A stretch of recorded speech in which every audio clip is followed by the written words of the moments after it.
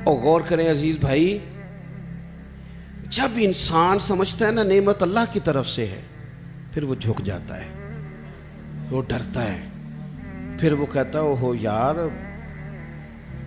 وہ فلانا بندہ مجھ سے زیادہ سیانا ہے، اس کے پاس اتنے پیسے نہیں ہیں، مجھے اگر اللہ نے دیے ہیں تو اس کا فضل ہے، مجھے نا کہانیاں نہیں سنانی چاہیے۔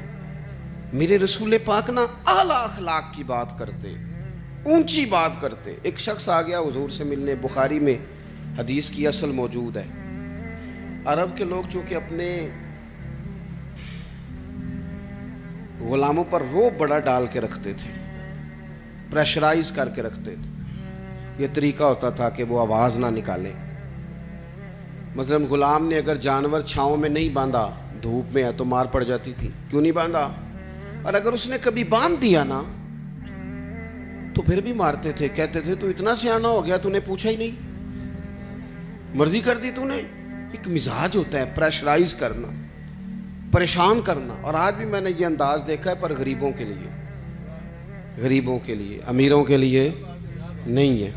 یعنی وہ چلو وزیر تو ایک طرف رہ گئے، پیروں کا بڑا برا حال ہے، الا ماشاء اللہ۔ وہ بھی مرید تگڑا ہو تو رنگ اور ہے، بندہ ماڑا ہو تو انداز اور ہے، یہ ٹھیک نہیں۔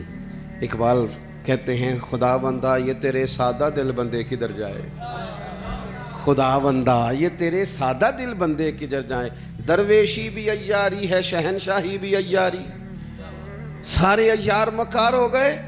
میرے عزیز نبی کریم صلی اللہ تعالیٰ علیہ وسلم کی خدمت میں وہ شخص آیا اور اس نے آ کر کے نا حضور سے سلام لیا، تو اس نے صحابہ کو بھی نبی پاک کا ادب کرتے دیکھا، پر وہ سمجھ نہیں نہ سکا کہ یہ ادب ہے۔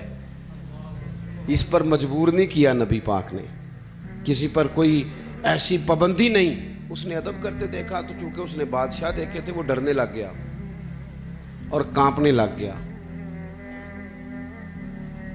حضور نے فرمایا کیوں ڈرتے ہو؟ کیونکہ وہ دور سے آیا تھا، ملک شام سے۔ تو وہ عرض کرنے لگا یا رسول اللہ صلی اللہ تعالیٰ علیہ وسلم، میں نا مدینے کی ریاست کے سربراہ کے پاس آیا ہوں، ڈر لگتا ہے کوئی ایسی بات نہ ہو جائیں، آپ ناراض ہو جائیں۔ ماڑا بندہ بیچارہ مفت کے روب میں آ جاتا ہے کئی دفعہ، اور حضور کو تو اللہ نے روب دیا ہے، سرکار کا تو اصلی روب ہے۔ یہاں تو بعض غریب مفت کے روب میں بھی آ جاتا، ڈر رہا ہے۔ اب حضور اسے تھبکی بھی دے دیتے، بات سمجھا بھی دیتے تو بات ٹھیک تھی، لیکن وہ بات تو دور چلی گئی۔ پتہ ہے حضور نے کیا فرمایا؟ فرمایا سن بھائی، تو کسی ریاست کے سربراہ کے پاس نہیں آیا، تو اس بیٹے کے پاس آیا ہے جس کی ماں گوشت کے خشک ٹکڑے کھا کے بھی گزارا کر لیتی، تو غریب ماں کا بیٹا ہوں، غریب ماں کا۔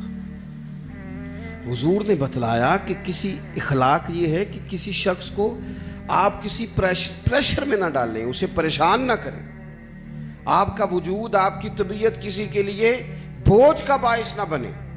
میں نے اپنی زندگی میں ایک ارادہ کیا ہوا ہے، اس کے لیے مجھے نیند بھی کم کرنی پڑتی ہے۔ میں نے دیکھا کہ جب کسی کو بلایا جاتا تھا نا، خطیب صاحب کو، پیر صاحب کو، تو بڑے بڑے فون کرنے پڑتے تھے، کتے پہنچے ہو، کتے آ گئے ہو، باہر جانا پڑتا سی، بندے پریشان ہو جاتے تھے۔ میں نے یہ کہا ہے کہ اگر کسی نے کہا ہے نا 2 بجے، تو وہاں 2 بجے سے 5 منٹ پہلے جانا ہے۔ سانو ٹینشن جنی مرضی ہوئے، سامنے والے نے دلانا ہوئے۔ ایسی بات کی سمجھ آ رہی ہے؟ ہوتا کیا ہے؟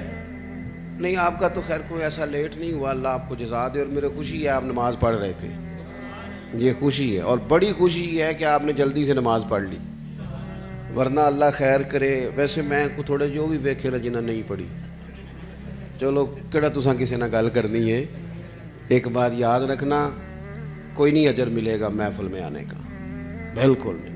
ایسے اپنے آپ کو جھوٹی تسلیاں نہ دیا کرو، فرض پہلے ہے اور نفل، یہ کوئی کہانی نہیں کہ آپ محفل بڑی تگڑی کرائیں اور فلانا کم۔ مجھے ایک دفعہ ایک صاحب نے کہا جی 22ویں محفل ہے یا 21ویں ہے، آپ کو بلانا ہے، پہلے فلاں بزرگ آئے، فلاں عالم آئے۔ تو میں نے کہا نماز پڑھتے ہو؟ کہنے لگا نہیں، دعا کریں۔ تو میں نے کہا آج کے بعد نہ کسی کو بتانا کہ اتنے علماء کو میں نے دعوت دی ہے، وہ کہیں گے اتنے مولوی مل کے بھی اسے نمازی نہیں بنا سکے۔ تو اس لیے یہ اصل پہ آئیں. کیا مطلب؟ اس کا مطلب ہے کہ نماز پڑھی نہ جائے اور باقی سارے کام کیے جائے. نماز اصل ہے، نماز روح ہے. اور حضور ناز سے بھی بڑے راضی ہوتے ہیں، پر میرے نبی نے فرمایا نماز تو میری آنکھوں کی ٹھنڈک ہے.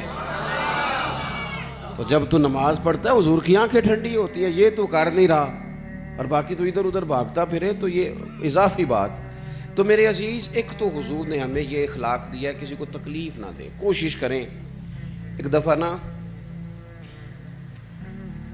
ایک صحابی نے نبی کریم علیہ الصلوۃ والسلام سے کہا میرے گھر کھانے کے لیے آئیں. اس نے دیکھا کہ حضور پر بظاہر کچھ آثار ہیں بھوک کے، کئی دنوں سے کھانا نہیں کھایا.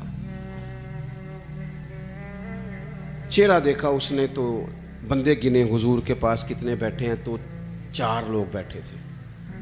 اس نے فٹافٹ گھر جا کے کہا 5 لوگوں کا کھانا پکا دیں. 5 لوگوں کا کھانا پک گیا. اب وہ حضور کو دعوت دینے آئے. آپ کو پتہ ہے آج کل لڑکے والوں نے جہیز مانگنا چھوڑ دیا ہے، پتہ جی کہ نہیں؟ میں تم خبر دے رہے ہیں، یاد رکھیا جی. وہ کہندے نے اسی جہیز نہیں لینا، بس تسی 600 منڈے جی بچے بندے دی روٹی پکا چھڑنی. 600 دی تے روٹی میں نہیں اسی دیاں گے. وہ ویکھو جی وہ منڈے نے روز آنا ہے تے منڈے دے یاراں نے تے گھروں نہیں روٹی لبدی، کبھی نہیں کھائی. آپ کبھی دیکھیں بیٹی کے باپ کو، وہ کھانے والی لائنوں پہ یوں پھر رہا ہوتا ہے جیسے کوئی بندہ پاگل ہو گیا ہے. دعائیں کراتا ہے، پیر صاحب دعا کرنا اور میری عزت رہ جائے، کتے روٹی نہ تھوڑ جائے. ساری زندگی کے تانے بیٹی کے لیے. کیوں تکلیف دیتے ہو کسی کو؟ گھر روٹی نہیں ملتی، دعائیں کراتے پھرتے ہیں. دعائیں والا دیوانوں کی طرح بیچارہ وہ کناتوں کے اندر پھرتا ہے کہ یا اللہ روٹی پوری ہو جائے. غریب آدمی ہوں، بیٹی نے گھر جانا ہے، پھر ایک دیگ ساتھ بھی بھیجنی پڑتی ہے. ساتھ بھیجو گے تو عزت رہے گی. وہ گھر کھانا نہیں کھاتے ہم. کیوں تکلیف دیتے ہو کسی بیٹی والے؟ کیوں ہم پریشان کرتے ہیں؟ کیوں اس طرح کی آزمائشوں میں ڈالتے ہیں جس سے سامنے والا بیچارہ آزمائش میں آ جائے؟ حضرت ابو شعیب رضی اللہ تعالیٰ عنہ حضور کے ساتھ 4 لوگوں کو گن کے گئے، کھانا گھر میں پکوا کے واپس آ کے عرض کی حضور روٹی پک گئی آ جائیں. جب وہ واپس آئے تو ایک صحابی اور آ گئے تھے زیارت کے لیے، وہ بھی اٹھ کے ساتھ چل دیے. پتہ ہے حضور نے فرمایا، نبی پاک مالک ہے ہماری جانوں کے، حضور مالک ہے، مالک. حضور کے لیے تن من دھن ہر شے قربان تھی غلاموں کی. حضور 5 کیا 100 بندہ لے جائیں تو بسم اللہ کریں صحابہ. لیکن نبی کریم نے اصول دیا، اخلاقی عالیہ کی بلندی سکھائی. اس صحابی کے گھر کے دروازے کے قریب جا کے حضور نے فرمایا بھائی 5 بندوں کا تم نے کھانا پکایا تھا، یہ جو شخص آئے ہیں یہ اپنی مرضی سے آئے ہیں، میں نے دعوت نہیں دی، اگر تم اجازت دو تو یہ اندر آئیں گے ورنہ یہ واپس جائیں گے. تم اگر اجازت دو. کسی کو تکلیف دی جا سکتی؟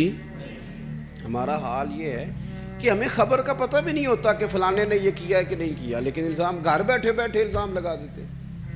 گھر بیٹھے میں ایک جگہ پہ بیٹھا تھا، وہ کہنے لگے جی ایڈی چھیتی پیسے کمائے نہیں جا سکتے، کوئی رولا ہے وے. اور میں نے کہا کیا آپ، رب تو فرماتا ہے وَيَرْزُقْهُ مِنْ حَيْثُ لَا يَحْتَسِبُ، میں وہاں سے دے دیتا ہوں کہ بندے کا گمان بھی نہیں ہوتا.